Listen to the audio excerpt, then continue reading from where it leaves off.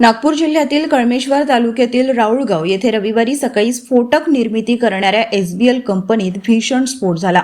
आतापर्यंत या स्फोटामध्ये 17 कामगार मृत्युमुखी पडले आहेत, तर 18 कामगार गंभीर जखमी झाले आहेत।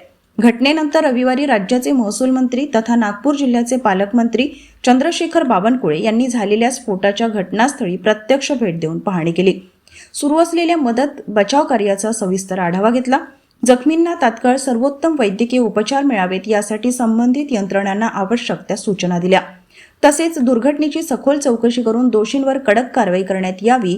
त्याचप्रमाणे भविष्यात अशा घटना टाळण्यासाठी सर्व सुरक्षा नियमांचे काटेकोर पालन, आवश्यक ती प्रतिबंधात्मक उपाययोजना करण्यात याव्यात असे स्पष्ट निर्देश प्रशासनाला दिले।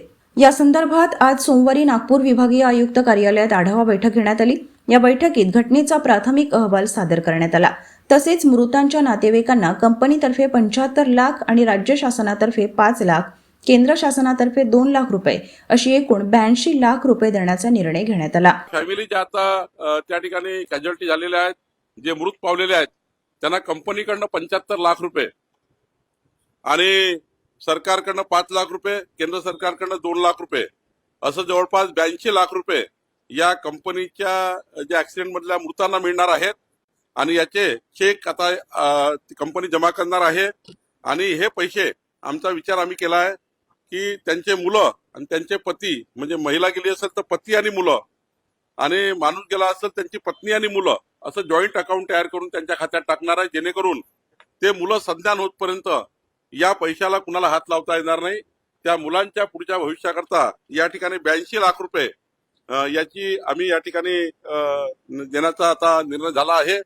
आणि सोबतच या ठिकाणी जे जखमी होतील, म्हणजे आता मृत्यूतून जे बाहेर निघतील त्यांना 25 लाख रुपये त्यांच्या या ठिकाणी आम्ही देणार आहोत।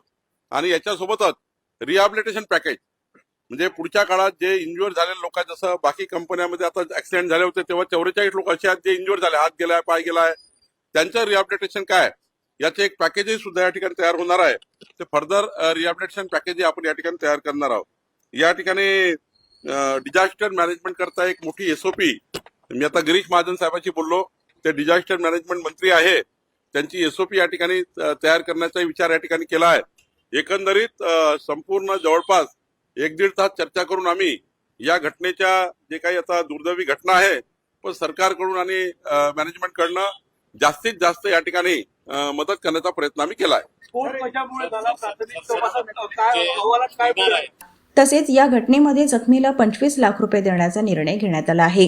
येत्या महिन्याभरात या घटनेची संपूर्ण चौकशी करून दोषींवर कारवाई करण्याचे निर्देश देण्यात आले आहे। प्राथमिक माहितीनुसार सकाळी 6 ते 7 वाजण्याच्या सुमारास ही दुर्घटना घडली। राऊळगाव येथील एसबीएल कंपनीत खाणकामासाठी लागणारे डिटोनेटर व इतर स्फोटके तयार केली जातात। कामगार नेहमीप्रमाणे कामावर रुजू झाले असताना डिटोनेटर निर्मिती प्रक्रियेदरम्यान अचानक मोठा स्फोट झाला। स्फोटाचा आवाज परिसरात दूरवर ऐकू आल्याने ग्रामस्थांमध्ये घबराट पसरली। स्फोटाची तीव्रता इतकी होती की संबंधित युनिटचा काही भाग कोसळल्याचीही माहिती मिळत आहे। धुराचे प्रचंड लोट आकाशात झेपावले होते।